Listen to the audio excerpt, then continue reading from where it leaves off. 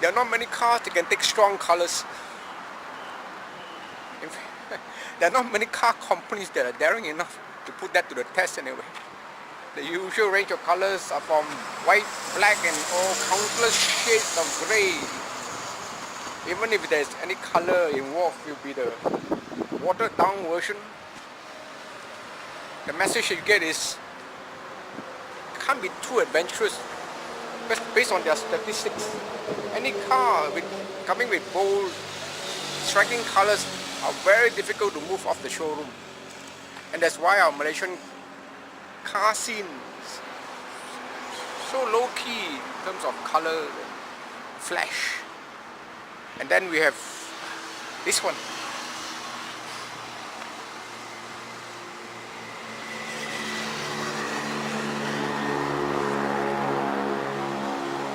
You cannot get more striking than this.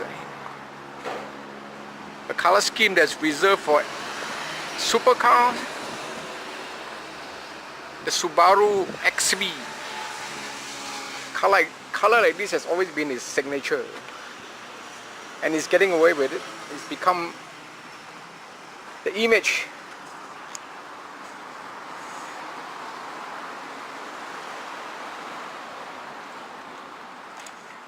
Has it made the car aspirational?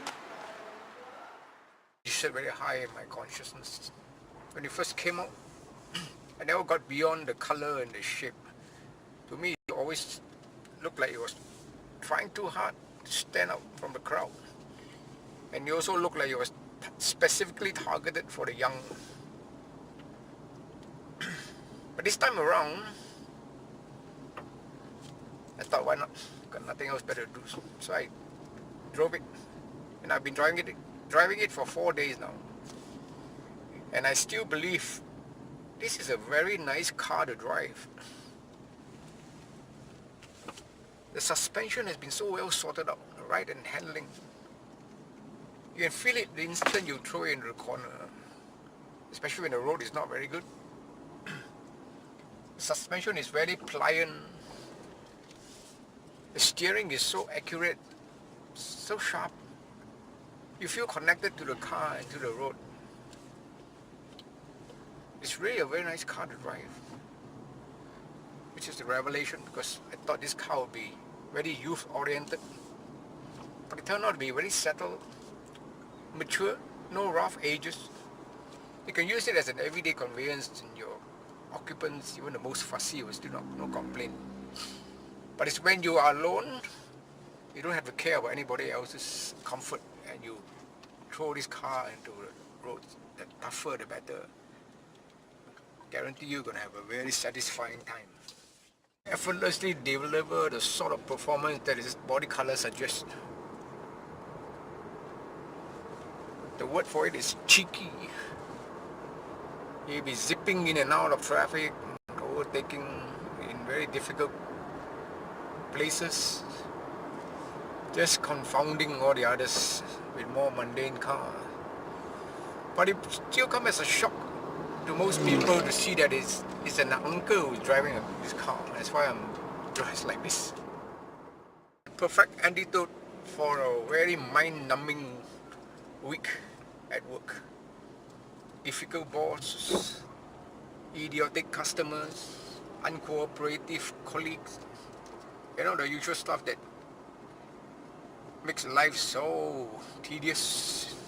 What you do is, I would suggest you don't use this car as a commuter. Just leave it at home and save it for those sessions to clear cobwebs from your head. Take it to your favorite stretch of road. The more challenging, the better. Or by yourself, or with a friend who is similarly minded, who enjoy the thrill of driving, going fast. This car delivers. It is a very good answer to everyday mundaneness. It thumbs its nose at all those ordinary cars, those commuters, point A, point B vehicles. This one is one special car.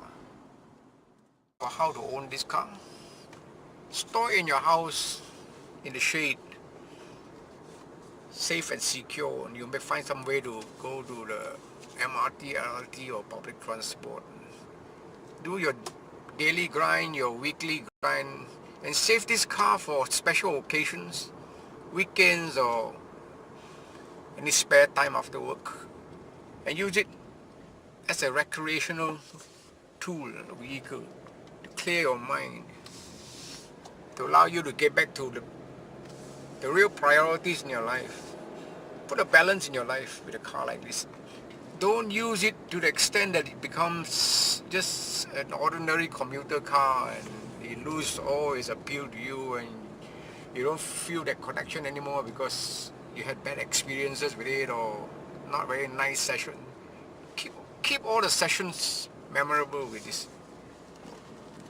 Keep it pristine, ever ready to dance out there on country roads, entertain you, make you whole again.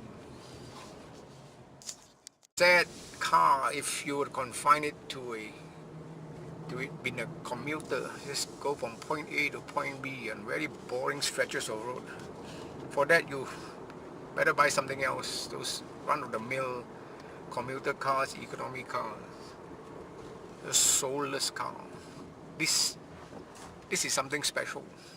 You buy it, you use it, and you enhance your life. See, I'm getting quite embarrassed because I seem to be endorsing the cars to the extent that sounds like I'm being paid to do it, but no, this car talked to me very eloquently. It surprises me because I never expected to be such a good all-rounder, so refined and yet so capable.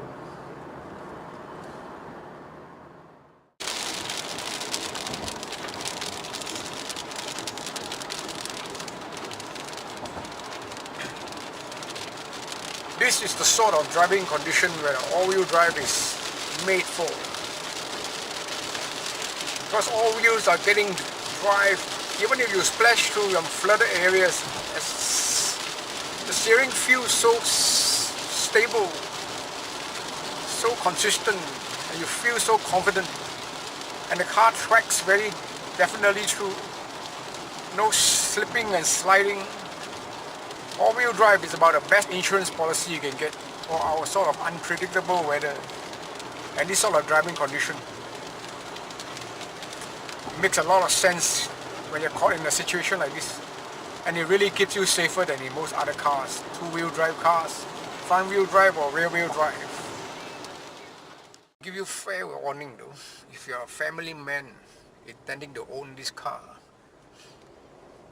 the nature of this car will make you quite a conflicted family man. You want to spend time with this car to explore its limits or just to enjoy yourself. And then you have your family obligation, especially with little children. Because any outing with them, in addition to, are we there yet? There will be, Daddy, don't drive so fast, I'm getting sick. It's not something that's very nice. I do have one complaint about this car, but it's so petty and so odd. Anyway, I'll let you be the judge, okay? Let me just start the car. No effect. Look at that. Instead of a stop-start button, is the biggest trip reset button I've seen ever. The button itself is here. Actually, this should be the logical place for the stop-start because this is where the ignition keyhole has been in all the cars that I can remember, except for the Mercedes that's located on the other side. But for some reason, all the other manufacturers put their stop-start button on this side, around here. This is not really an issue because if you own the car, you get used to it. But for guys like me who was always swapping car, by the time I'm used to this, and I go to another car, I'll be looking to start the car this side, and of course there'll be nothing there. Thank you, Subaru, for being different. Of the video is about features that I normally would not bother to highlight. But Subaru has done a very good job on this model. So I thought I'll highlight the features that obviously bring them a lot of pride. The people responsible for them.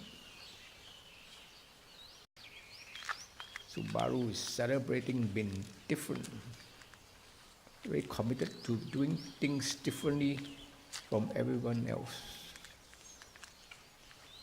Makes the car and the brand quite outstanding.